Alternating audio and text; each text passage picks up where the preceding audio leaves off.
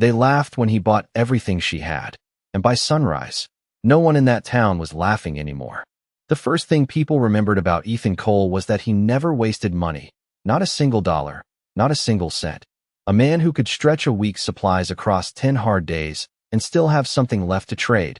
The kind of rancher who patched his own boots instead of buying new ones, who counted nails before hammering them in, who didn't believe in charity because the land itself never gave anything for free. And yet that afternoon, under a dry wind that carried dust like whispers through the street of Dust Hollow, he stepped into a silence that didn't belong to him and placed $30, hard, real money, on a wooden counter for a stack of quilts no one else would even touch. Quilts sewn from faded scraps, uneven stitching, colors that didn't match the town's idea of worth, and the woman selling them stood still as stone, her dark hair braided tight, her skin marked by sun and time, Apache. That much was enough for the others to look away, for hands to pull back, for doors to close just a little faster than usual, because in Dust Hollow, people liked their distance when it came to things they didn't understand, and she had walked nearly 15 miles by the look of her boots, dust layered thick around the seams, carrying those quilts like they mattered more than the coin she was asking for, like each one held something you couldn't see unless you knew where to look, and Ethan did look, longer than he meant to, his fingers brushing over a stitch that pulled his breath just a fraction slower, something familiar in the pattern, something buried deep enough that it didn't come as a memory, only a feeling. And maybe that's why he said yes before his mind could argue. Maybe that's why he paid full price. Maybe that's why he didn't listen when the laughter started behind him, low at first, then louder, boots scraping wood, a chair tipping back, someone muttering that he'd lost his sense out on the range. But Ethan didn't turn, didn't answer, just gathered the quilts like they belonged to him now and nodded once toward the door before saying, quiet and plain, "You eaten?" And the question landed heavier than the money had, because no one in that room had ever heard a man ask her that. Not like it meant something. Not like she was meant to sit, to stay, to be seen.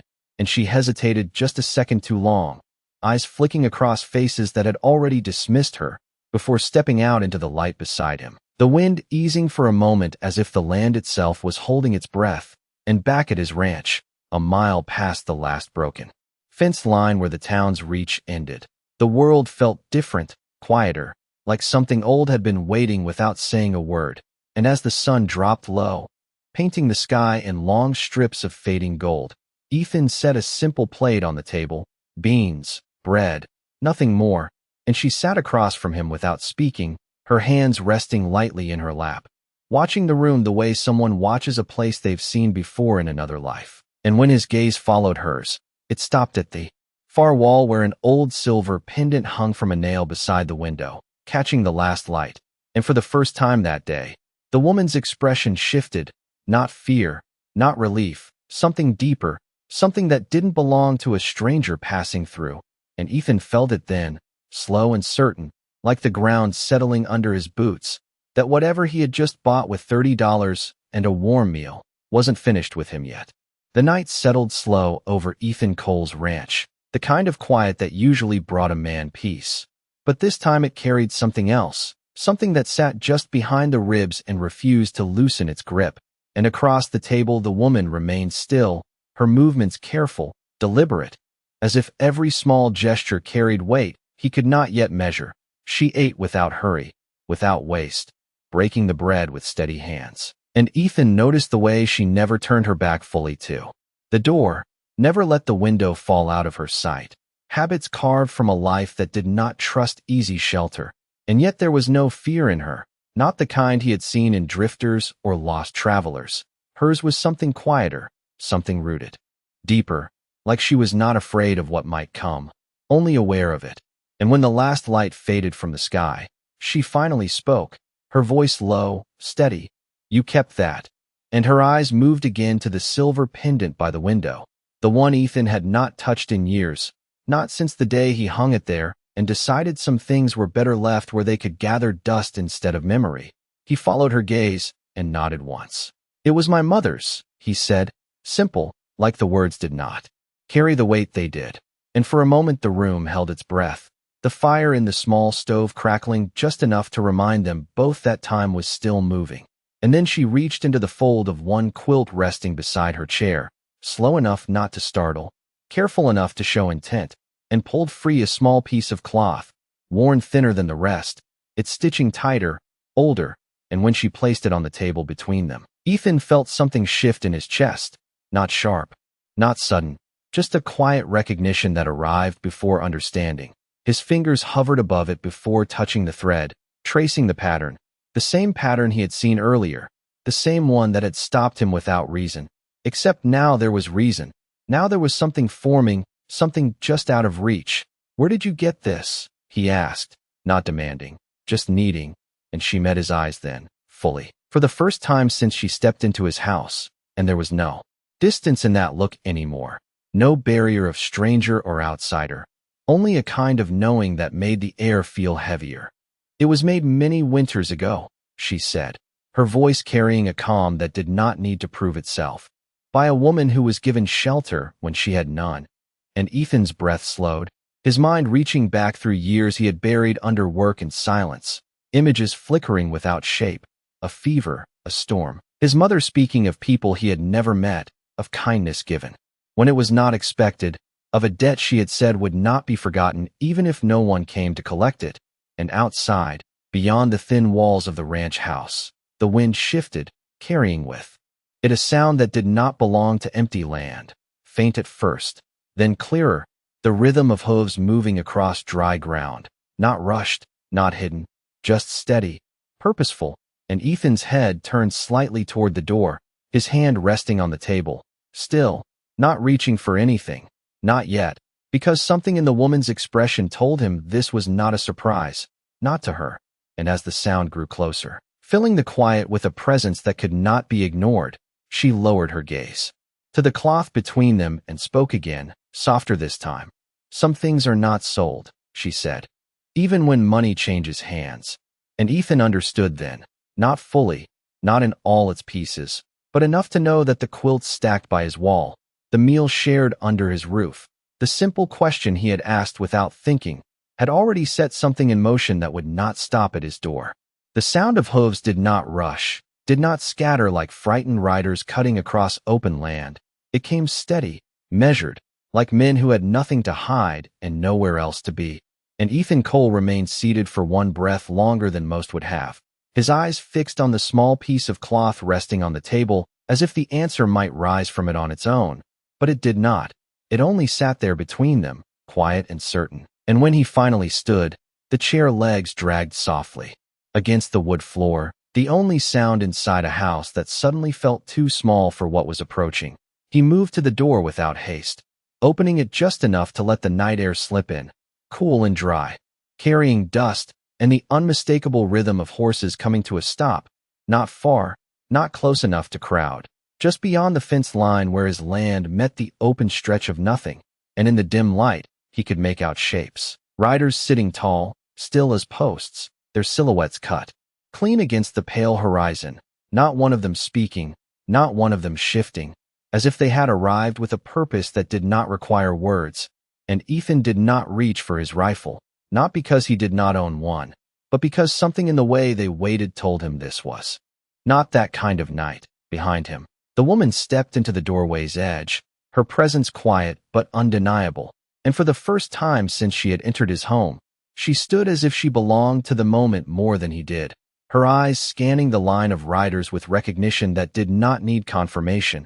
And when one of the men dismounted, slow and deliberate, the others remained where they were, no movement, no signal, only stillness that carried its own kind of authority. The man walked forward until the fence stood between him and the porch, stopping there as if that simple boundary held meaning. And in the silence that followed, Ethan felt the weight of something older than this land, older than his claim to it, something that had been set in motion long before he counted his first dollar or built his first fence. The man inclined his head slightly, not low, not high, just enough to acknowledge. And though no words were exchanged, the meaning traveled clear as daylight. They were not here by accident. They were here because of what had already been done. And behind Ethan, the woman moved past him, one step onto the porch, then another, her posture straight, her shoulders no longer carrying the quiet burden of someone passing through. but the steady presence of someone returning.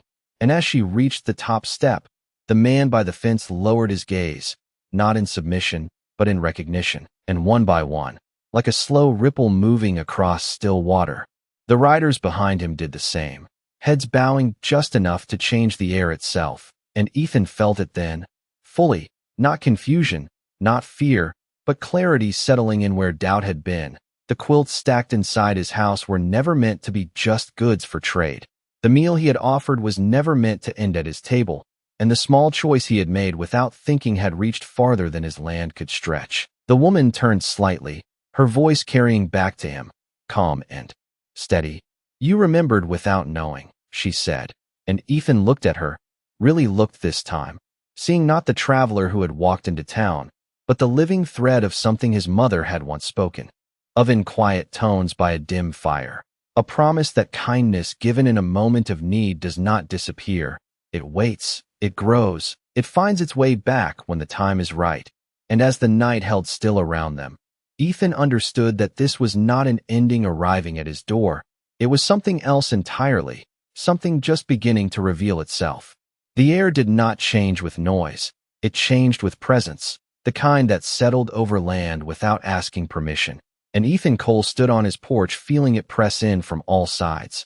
Not heavy, not threatening, just certain, like a truth that had taken its time to arrive. And the riders beyond his fence did not move, not even when the wind shifted through their coats, not even when dust curled around their horses' legs. They waited, and that waiting carried more meaning than any shout or command ever could. And beside him, the woman stepped fully into the open, the dim lantern light catching the lines of her face, revealing something that had been hidden in plain sight since the moment she walked into town.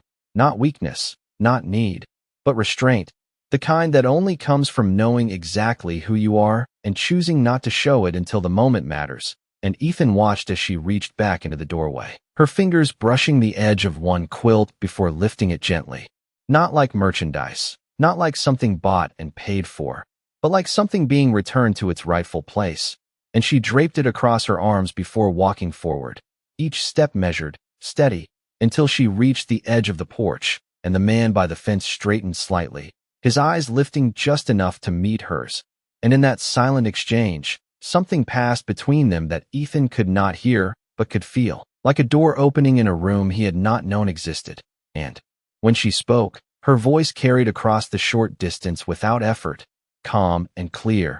"The debt was not forgotten," she said, and the man inclined his head once more, not as a response, but as confirmation, and behind him, the line of riders remained still, their presence stretching along the horizon like a living boundary, and Ethan felt his gaze drawn back to the quilt in her hands, to the stitching he had traced earlier, to the pattern that now seemed less like coincidence and more like a path laid out long before he ever set foot on this land. And slowly, without thinking, he stepped down from the porch, boots meeting the packed dirt with a quiet firmness, each step bringing him closer to something he could no longer pretend was chance. And when he reached the fence, he stopped, not crossing it, not needing to, because whatever stood on the other side was not something a man approached with force or claim. It was something he met as it came, and the woman moved beside him, close enough that he could hear her breath, steady and unshaken, and she lifted the quilt slightly, turning it so the stitching faced outward, and under the faint light, the pattern revealed itself fully, not random, not simple, but deliberate, each line and thread forming a symbol that carried meaning beyond decoration. And Ethan felt it then, the memory finally breaking through, not as a full image, but as a voice, his mother's voice, softer than the wind, speaking of a winter when she had been taken in by strangers who asked nothing in return, who gave warmth when there was none, who stitched her back into life when she had nearly come undone. And the quilt in front of him was not just cloth, it was that story made visible, preserved through years he had tried not to remember. And when he looked up, the man beyond the fence was watching him, not judging, not demanding, just waiting. And Ethan understood what was being asked without a word spoken, not payment, not apology, only acknowledgement. And beside him, the woman spoke again, quieter this time. "Kindness does not disappear," she said, her eyes never leaving the line of riders. It returns when it is ready, and as the night held still around them, Ethan felt something inside him settle into place, not a burden, not a debt, but a connection he had not known he carried. And for the first time in years, the land around his ranch did not feel like something he owned. It felt like something he was a part of, something that had been waiting, patiently, for him to understand. No one moved for a long moment. Not Ethan, not the riders, not even the horses whose breath drifted into the cool night air like faint smoke. And in that stillness, something unspoken settled between them, something that did not need words to take shape. And Ethan Cole felt it in the way his hands no longer tightened at his sides, in the way his shoulders eased without him noticing, as if the land itself had decided he was no longer standing against it, but within it. And beside him, the woman lowered the quilt slowly, not as a gesture of offering, not as something to be handed over, but as something to be shared in its meaning. And the man beyond the fence took one step forward, stopping again at that same invisible line, respecting it, holding it, as if the boundary mattered not for distance but for understanding. And when he finally spoke, his voice was low, steady, carrying across the space without force. She was not alone, he said, and the words reached Ethan not as information but as confirmation of something he had only just begun to remember. His mother had not been alone in that winter she spoke of. She had been held, protected, given something that could not be measured in dollars or land. And now, standing under the same wide sky, Ethan understood that what had been given then had found its way back to him, not as repayment, but as continuation. And the woman beside him turned slightly, her eyes meeting his, not asking, not explaining, only letting him see what had always been there beneath the surface. And for the first time, Ethan saw the thread clearly, not just in the quilt, but in her, in the way she carried herself, in the way she had walked into a town that would not welcome her and still offered something of value, knowing most would turn away. And yet she came anyway, because some things are not done for acceptance, they are done because they must be. And Ethan felt a quiet shift inside him, not dramatic, not sudden, just a steady realignment, like a compass finding true north after years of drifting. And without thinking, he reached back and lifted one of the quilts from where it rested against the porch, bringing it forward with both hands, holding it not as a possession but as a piece of something larger. And he stepped closer to the fence, close enough that the pattern could be seen clearly in the low light.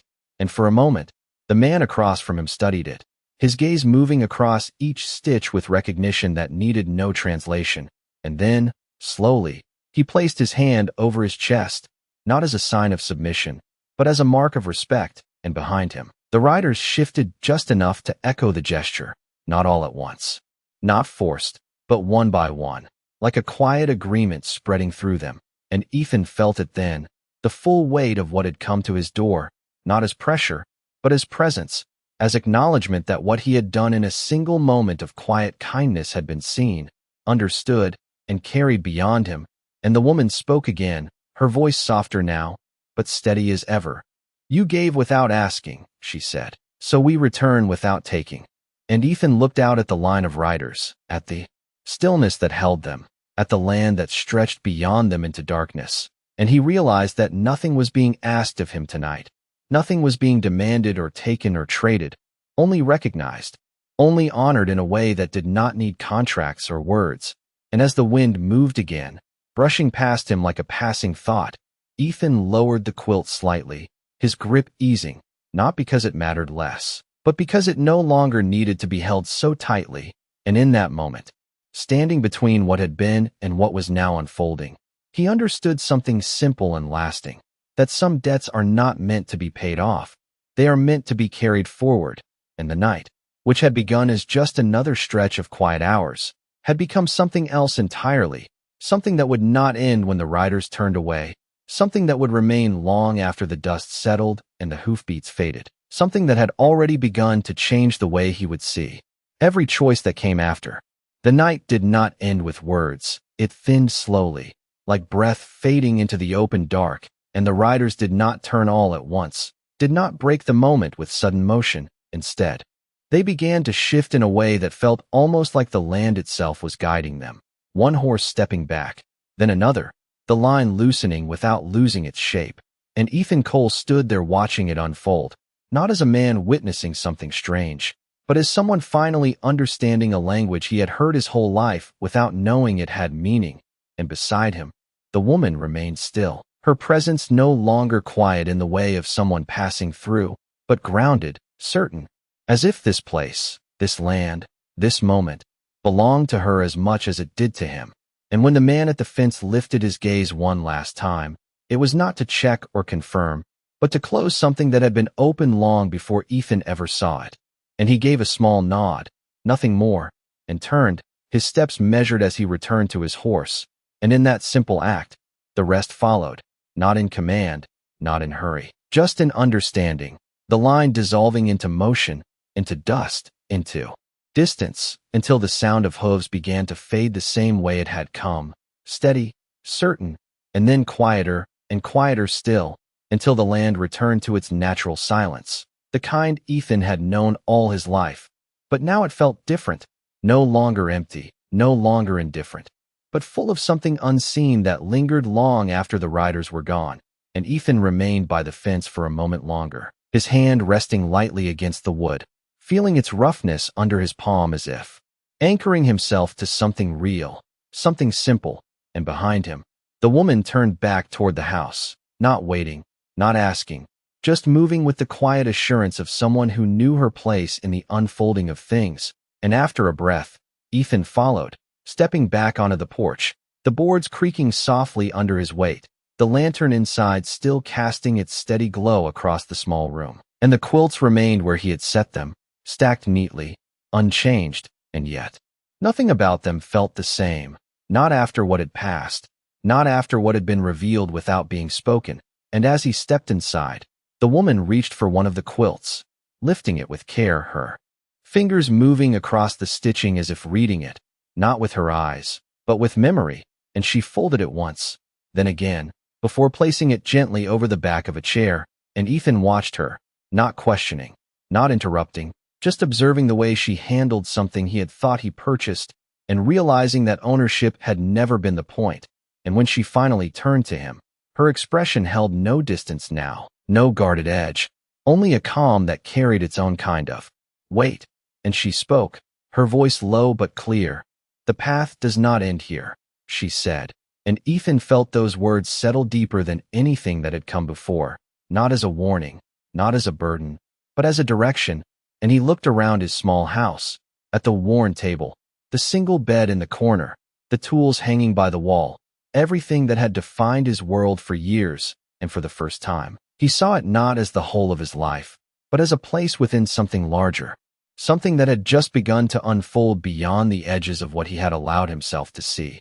And as the fire burned low, casting long shadows that stretched and shifted with the flicker of flame, Ethan understood that the choice he had made in a single quiet moment had not ended with the closing of a door or the settling of a night. It had opened something that would continue, not in grand gestures or loud declarations, but in the small, steady ways that shaped a life. And as he stood there, the weight of that understanding did not press him down, it steadied him, like the ground beneath his boots had become something firmer than it had ever been before. Morning came without ceremony, no thunder, no sign that anything unusual had passed through the land just hours before. Only the pale stretch of light rolling over the horizon and the slow warming of dust beneath the sun. And Ethan Cole stepped out onto his porch with the same habits he had carried for years, checking the fence line with his eyes, measuring the sky, listening for anything out of place. But everything looked as it always had, quiet, empty, unchanged. And yet he stood there, longer than usual, his gaze drifting toward the stretch beyond his land where the riders had been, where now there was nothing but open ground, and the faint memory of tracks already softening under the morning wind. And behind him, the door creaked gently as the woman stepped out, her presence no longer unfamiliar, no longer something he had to adjust to, but something that fit into the space without effort. And she did not speak at first, only stood beside him, her eyes following the same line of horizon. And for a moment, they shared that silence again.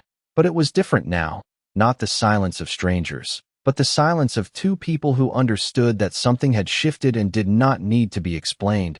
And Ethan finally exhaled, a breath he had not realized he was holding, and said quietly, "They will not be back."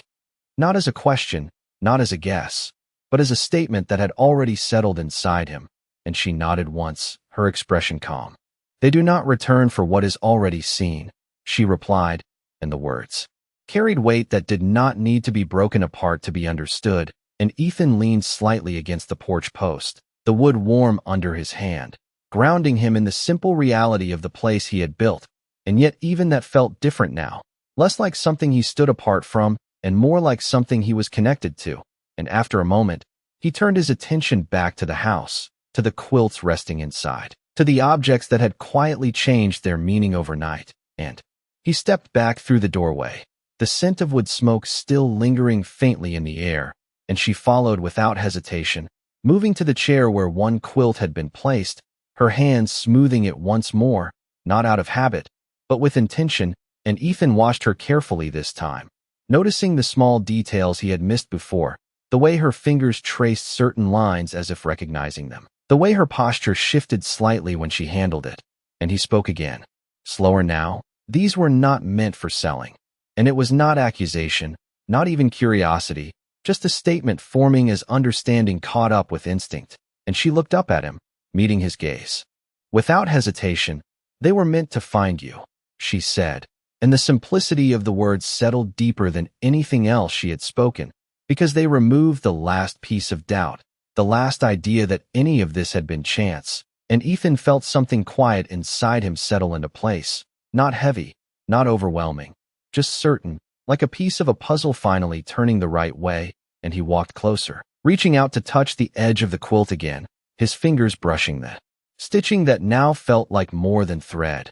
And for a moment, neither of them spoke, the room holding that stillness as something shared rather than empty, and outside, the wind moved across the land again, carrying dust in slow drifting lines, and Ethan realized that nothing about the world beyond his door had changed. The land was still harsh, the town still carried its distance, the same work waited to be done, the same challenges would come, but he was not standing in it the same way anymore. And as he straightened, his gaze moving from the quilt to the woman, to the doorway, to the open land beyond, he understood that whatever had begun the night before had not ended with the rider's departure. It had only taken its first breath, and the quiet life he had built, the one measured in careful choices and counted coins, now held something else within it, something that could not be measured or contained, something that would ask him, in its own time, to choose again, not out of habit, but out of understanding. And for the first time in years, Ethan Cole did not look at the day ahead as something to get through, but as something that might be waiting for him to meet it differently. The day did not rush forward. It unfolded slow, like the land itself was giving Ethan Cole time to catch up with something he had already stepped into. And by mid-morning the sun had climbed high enough to press heat into the dirt, pulling the scent of dry grass and old wood into the air, and Ethan found himself moving through his usual work without the usual weight behind it, his hands checking fence posts, his eyes scanning cattle, his boots tracing the same worn paths across his land, but each step felt slightly different, not lighter, not heavier, just more aware, like he was noticing things he had walked past for years without seeing. And when he returned to the house, the woman was outside, standing near the edge of the yard where the land began to slope gently toward open ground, her posture still, her gaze fixed on something far beyond what the eye could measure, and Ethan paused for a moment before approaching, not out of hesitation, but out of respect for the silence she held. And when he finally stepped beside her, she did not turn, only spoke quietly. "The land remembers." And Ethan followed her gaze, seeing nothing but distance, the same stretch of open earth he had claimed and worked, and yet her words settled in him as something more than observation, something closer to truth, and he nodded once, though he was not sure if he was agreeing or simply acknowledging that there was more here than he had allowed himself to understand. And after a moment, she moved, walking back toward the house with the same quiet certainty she carried in everything she did, and Ethan followed again, not because he needed to, but because something in him had already chosen to. And inside, the quilts remained where they had been placed, but now they seemed to hold the room together, not just as objects, but as pieces of something that had been set in motion long ago, and she began to gather them, Not hurried, not casual, but deliberate, folding each one with care, aligning the edges, smoothing the fabric, and Ethan watched closely, noticing that each quilt was different, not just in color or pattern, but in the way it was handled, as if each carried its own story, its own weight. And he stepped closer, picking one up himself, feeling the roughness of the stitching beneath his fingers, the slight unevenness that spoke of hands that worked without tools. And he asked, quieter now, "How many are there?" Not meaning the number, but the meaning behind them. And she looked at him, her eyes steady. "Enough," she said. And there was something in that answer that closed the question before it could go further. And as the afternoon stretched on, the work inside the house blended with the work outside, not separate tasks, but part of the same rhythm, and Ethan found himself moving between them without thought, bringing in water, adjusting the fire, stacking wood, while she continued her quiet work with the quilts, and neither of them spoke much. But the silence between them no longer carried distance, it carried understanding, the kind that did not need to be filled with words. And as the sun began to lower again, casting long shadows across the floorboards, Ethan realized that the day had passed without the usual sense of time pressing against him. No urgency, no counting of hours, only a steady movement forward that felt more like alignment than routine. And when he finally stepped outside again, the horizon looked the same as it always had, wide and unbroken, but now it felt less like an edge and more like a continuation. And as he stood there, the wind moving softly across the land, he understood that whatever had come to his door had not left. When the riders disappeared, it had settled into the ground beneath his feet, into the choices he would make, into the way he would see the world from this day forward. And somewhere behind him, inside the house, the quiet work of stitching continued, thread pulling through cloth, binding pieces together into something that would last far longer than the moment it was made.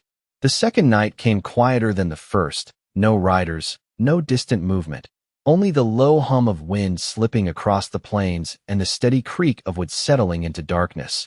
And Ethan Cole sat just inside the doorway, not fully in, not fully out, a habit he had never formed before but now found himself drawn to, as if the space between was where things made the most sense. And behind him, the woman worked by lantern light, the soft pull of thread through fabric marking time in a way that did not need a clock, each stitch deliberate, each motion calm. And Ethan listened to it without turning, the rhythm settling into him like something familiar he had forgotten. And after a while, he spoke, not loud, not questioning, just letting the thought take shape. "My mother never told me their names." And the words hung there, simple but carrying years behind them. And the stitching paused for just a breath before continuing, the woman answering without looking up. "Names are not what is carried forward," she said, and Ethan considered that, his gaze drifting out into the dark where the land stretched unseen but present, and he nodded slightly, understanding not fully, but enough. And the silence returned, but it was no longer empty. It held something that moved beneath it, something that was beginning to take form. And after a moment, he stood, stepping outside into the cool night air. The stars stretched wide above him, unbroken, steady, the same sky his mother had looked at, the same sky those riders had crossed beneath. And for the first time, he did not see distance when he looked out. He saw connection, lines that ran unseen but unbroken between moments, between choices, between people who might never meet, and yet still shape each other's lives. And behind him, the door remained open, the soft glow of lantern lights spilling out onto the porch, and he could hear the stitching again, steady, patient. And he realized then that the work she was doing was not just repair, it was continuation, something being built that would outlast both of them. And he stepped back inside, drawn not by obligation, but by understanding, and she looked up this time, meeting his gaze as if sensing the shift in him. And he moved closer to the table, placing his hand lightly on one of the quilts, feeling the texture beneath his palm, the weight of something that had passed through many hands before reaching his. And he spoke again, quieter now. "What happens when they are finished?" And this time she did pause, her hands resting on the fabric, her eyes holding his for a moment before answering. "They do not finish," she said, and there was no mystery in her tone, only truth. And Ethan felt something settle deeper at those words, something that removed the need for answers, replacing it with something steadier, and he nodded once, accepting it without needing to pull it apart, and the night carried on around them, the fire burning low, the lantern flickering softly, the land outside holding its quiet. And inside that small space, two people moved through something that could not be named but could be felt in every small action, every glance, every moment of stillness. And as the hours passed, Ethan realized that what had come into his life was not a story to be told or a moment to be explained. It was a path, one that did not ask him to understand it all at once, only to walk it, step by step, choice by choice. And when the lantern finally dimmed and the last stitch of the night was pulled through, the room settled into a deeper quiet, not empty, not still, but complete in a way that did not require anything more. And Ethan sat there a moment longer, his hands still resting on the quilt, his eyes steady, his breathing even. And for the first time in a long time, he did not feel the need to prepare for what might come next, because he understood now that whatever came, it would meet him where he stood, just as this had. And he would be ready, not because he had planned for it, but because he had chosen, once, without hesitation, to act with something greater than habit. And that choice was still moving, still shaping the world around him in ways he could not yet see. The morning after carried a different kind of quiet, not the empty stretch Ethan Cole had known for years, but something settled, something that stayed even as the sun rose and the day began to move. And he woke before the light fully reached the window, not out of habit this time, but because his mind had not fully let go of what had been set in motion. And for a moment he remained still, listening, expecting something that did not come. No riders, no distant movement, only the soft sound of wind brushing against the walls and the faint creak of wood as the house shifted with the cooling air. And when he stepped outside, the land greeted him the same as always, wide, open, unchanged, and yet he did not see it the same way, not anymore. And he walked further than usual that morning, past the fence line, past the point where he normally turned back, his boots pressing into the dry ground, leaving marks that would fade by. Afternoon, and he paused at the edge of a low ridge, looking out across miles of nothing. And for the first time, it did not feel like nothing. It felt like space filled with stories he had never bothered to hear. And behind him, the sound of the door opening carried faintly, and he did not turn immediately, already knowing who it was. And when he finally glanced back, she was there, standing at the threshold, not calling, not asking, just watching. And Ethan gave a small nod before turning forward again, and after a moment, he heard her steps approach, light but steady, until she stood beside him once more, sharing the same line of sight, the same horizon, and they remained there in silence, the kind that no longer needed to be broken. And after a while, Ethan spoke, his voice low, thoughtful. I spent years thinking this land was mine. And the words felt different as he said them, less like a claim, more like a realization of something he had misunderstood, and she did not answer right away, letting the wind pass between them before speaking.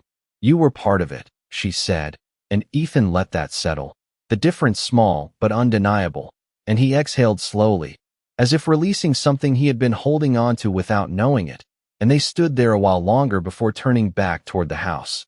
The day already beginning to stretch ahead, work waiting as it always did, but it did not feel the same now. And inside, the quilts remained, but fewer now, not because they had been taken, but because they had been moved, placed with intention, one by the doorway, one over the back of a chair, one folded near the bed, each positioned as if marking something unseen, and Ethan noticed it immediately, his eyes moving from one to another, and he asked quietly, "Why there?"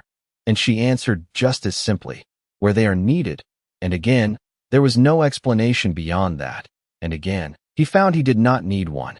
And as the day carried on, he found himself following those placements without realizing it, pausing at the doorway longer than usual, sitting at the chair instead of standing, resting near the bed when the heat of the afternoon slowed him, and each time, the quilt near him seemed to carry a quiet presence, not comfort exactly, but something close to it, something grounding.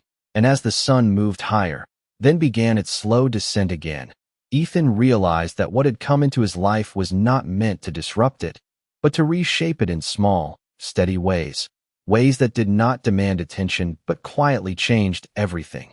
And as he stood in the doorway once more, watching the light stretch across the land, he understood that the path she had spoken of was not somewhere out there waiting to be found. It was already beneath his feet, already unfolding in the choices he made, the way he saw, the way he stood in the world, and for the first time, he did not feel alone on it, even when the land stretched empty in every direction, because he knew now that empty did not mean absence, and silence did not mean nothing was there. And as the wind moved again, carrying the scent of dust and distant grass, Ethan Cole stood a little steadier, not because the world had changed, but because he had begun to understand his place within it. By the time the next morning settled in, Dust Hollow had already begun to move in its usual rhythm, boots on wood, voices low over coffee, the slow exchange of goods and glances that defined a place where people noticed more than they admitted. And Ethan Cole had not planned to return so soon, not after what had unfolded at his ranch, but something in him knew that staying away would not keep the world from reaching him. It would only delay what was already on its way. And as he rode into town, the same narrow street stretched before him, the same buildings leaning under years of dust and sun, but the way people looked at him had shifted, not openly, not enough for words, just a fraction longer, a fraction quieter, as if they had heard something they could not confirm. And he dismounted without hurry, tying his horse to the same post he had used 100 times before, and stepped inside the general store where the air smelled of flour and leather and something faintly sweet from barrels of dried fruit. And for a moment, the room held still, not silent, but aware, and Ethan walked to the counter, placing a small list of supplies down without looking up, and the shopkeeper, a man who had known him long enough to trust his habits, hesitated just long enough to make it noticeable. "You came through fine last night," he said, not quite a question, not quite a statement, and Ethan nodded once, simple, steady. "I did," and left it there, because there was nothing else to say that would fit into the kind of understanding this town allowed. And behind him, a chair shifted, someone clearing their throat, the weight of unasked questions hanging in the air like dust that refused to settle. And Ethan gathered his supplies when they were ready, turning to leave, but pausing at the doorway just long enough to notice her, not the woman from his ranch, but another, standing near the far wall, holding a bundle of cloth, her posture uncertain, her eyes lowered just enough to avoid attention. And for a brief second, something in Ethan recognized the shape of that moment. The quiet refusal of a room to make space, the invisible line drawn without words, and he did not step forward, did not intervene, not out of indifference, but because he understood now that not every moment was his to act on. Some were meant to pass through others first. Some were part of a larger path unfolding in ways he could not control. And as he stepped out into the light again, the sun hitting his face with a steady warmth, he felt that same quiet shift settle deeper inside him. Not hesitation, not distance, but discernment. And he mounted his horse, turning back toward the open land, the town behind him returning to its rhythm, but carrying something new beneath it, something that would take time to surface. And as he rode, the wind moving across the plains, he thought of the quilts placed in his home, of the patterns that did not end, of the stitching that continued beyond what the eye could see. And he understood that what had begun was not meant to stay hidden. It would move, slowly, quietly, through people and places, through choices made and moments recognized. And his part in it was not to force it forward, but to stand ready when it reached him again. And as the distance between him and the town grew, the land opened wide once more, familiar and yet changed. And Ethan Cole rode with a steadiness that came not from knowing what lay ahead, but from trusting that when the next moment arrived, he would recognize it, not by sight, not by sound, but by the same quiet certainty that had guided him before, and that would be enough. The ride back from town did not feel like a return. It felt like a continuation, as if the line between where Ethan Cole had been and where he was going had quietly dissolved somewhere along the road. And by the time his ranch came into view, the low structure standing steady against the open land, he could already sense that something inside it had shifted again, not in a way that could be seen from a distance, but in the way the air seemed to hold its place a little differently. And when he dismounted, tying his horse without thought, His steps slowed just slightly before reaching the door, not out of hesitation, but out of awareness. And when he stepped inside, the first thing he noticed was the absence, not of objects, not of sound, but of presence, the kind that had filled the space without asking to be noticed. And for a moment, he stood still, letting that absence settle, not empty, not cold, just changed. And his gaze moved across the room. The table, the chair, the bed, each in its place, each carrying the quiet mark of what had been there. And then he saw it, the quilts, not stacked, not folded as before, but placed, each one laid with intention, one across the back of the chair, one at the foot of the bed, one near the doorway, and one, the one he had touched most often, now resting over the nail where the silver pendant still hung, the fabric draped in a way that did not cover it, but framed it, as if the two had always belonged together. And Ethan stepped closer, his hand lifting slowly, not to take, but to feel, the texture beneath his fingers carrying that same quiet weight. And for a moment, he closed his eyes, not in thought, but in recognition. And when he opened them, the room felt steady again, not because nothing had changed, but because he understood that the change was not something to hold on to.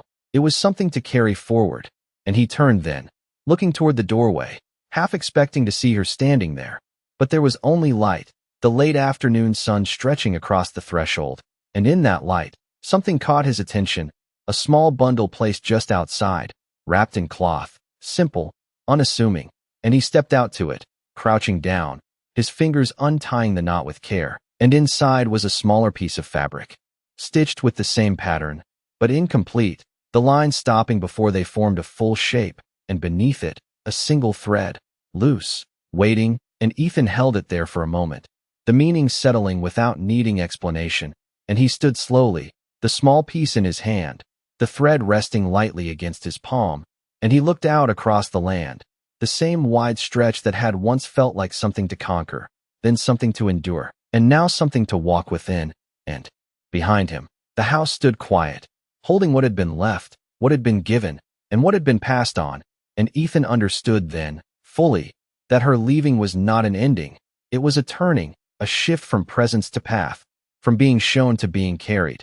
And he stepped back inside, placing the unfinished piece on the table, the thread beside it, not rushing to complete it, not yet, because he knew now that some things were not meant to be finished in a moment, they were meant to be continued. And as the sun lowered further, casting long shadows that stretched across the floor and out the door, Ethan Cole stood in the center of that quiet space, no longer waiting for what might come, but ready for when it did, because he understood now that the next part of the path would not arrive with riders or signs or sudden change. It would come the same way everything else had, through a simple moment, a quiet choice. And when it did, he would see it, not because it would be obvious, but because he had learned how to look. The last light of the day stretched long across the floor, touching the edge of the unfinished cloth on the table, and Ethan Cole stood there watching it as if time itself had slowed just enough for him to understand something he had missed his whole life. And the thread beside the cloth did not move, did not demand. It simply waited, the same way everything meaningful in his life had waited until he was ready to see it. And he reached for it at last, not with urgency, not with hesitation, but with a quiet certainty that had grown in him step by step. And as he pulled a chair closer and sat, the wood creaking softly beneath him, the world outside seemed to fall away, not disappearing, but settling into a distance that no longer needed his attention, because what mattered was here, in his hands, in this small act that carried more weight than anything he had done before. And he studied the stitching, the lines that had been left open, the pattern that had paused mid-formation, and he did not rush to complete it. He followed it, carefully, letting his fingers learn what they had never been taught, letting the thread move through cloth the way the past had moved through him, slow, steady, without force. And each stitch felt less like work and more like listening, like answering something that had been spoken long ago and was only now reaching him in a language he could finally understand. And outside, the wind moved across the land, brushing against the walls of the house, carrying dust and distance and memory. And for the first time, Ethan did not hear it as emptiness. He heard it as something full, something alive with stories that did not belong to one man, one place, one moment, but stretched across time, connecting people who would never meet, choices that would never be seen, kindness that would never be repaid in the way the world expected. And as the thread pulled through the fabric again and again, the pattern began to take shape, not identical to the others, not meant to be, but aligned with them in a way that could only be felt, not measured. And Ethan realized then that this was never about finishing anything. It was about continuing, about carrying forward something that had been given without demand, without condition, and letting it move through him into whatever came next. And when he finally set the needle down, the cloth resting complete enough to hold its place, he leaned back slightly, his eyes moving across the room, the quilts placed where they had been left, the pendant still catching the last trace of light. And the quiet that filled the space was not the same quiet he had known before. It was deeper, steadier, like the kind that remains after something has been understood. And he stood slowly, stepping toward the doorway, the evening settling in around him, the sky turning from gold to blue to something darker that held the promise of another day. And as he looked out across the land, he did not search for what might come. He did not measure distance or count what was his. He simply stood there, present in a way he had never been before.